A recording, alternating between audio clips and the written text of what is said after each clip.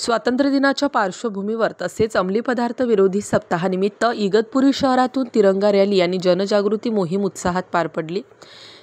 गांधी चौक येथील स्मारकास पोलिसांनी पुष्पहार अर्पण करून रॅलीला सुरुवात करण्यात आली। या रॅलीत इगतपुरी पोलीस ठाणे, लोहमार्ग पोलीस ठाणे तसेच लिटिल ब्लॉसम स्कूलचे विद्यार्थी आणि शिक्षक यांचा सहभाग होता। विद्यार्थ्यांनी हातात नशामुक्तीचे संदेश असलेले फलक घेऊन नागरिकांना अंमली पदार्थांच्या दुष्परिणामांबाबत जागरूक केले। रॅली दरम्यान पोलिसांनी विद्यार्थ्यांना नशामुक्तीची शपथ दिली आणि व्यसनमुक्त समाजासाठी योगदान देण्याचे आवाहन केले। संपूर्ण शहरातून काढण्यात आलेल्या या रॅलीत देशभक्तीचा उत्साह आणि सामाजिक जागरूकतेचा संदेश यांचा सुंदर संगम पाहायला मिळाला।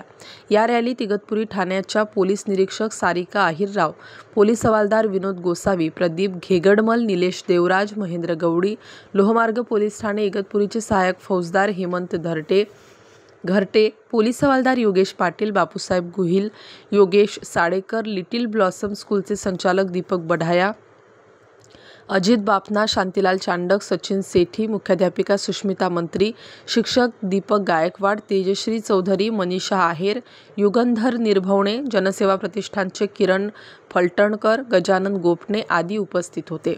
स्टार न्यूजसाठी मोहसिन पठाण, नाशिक।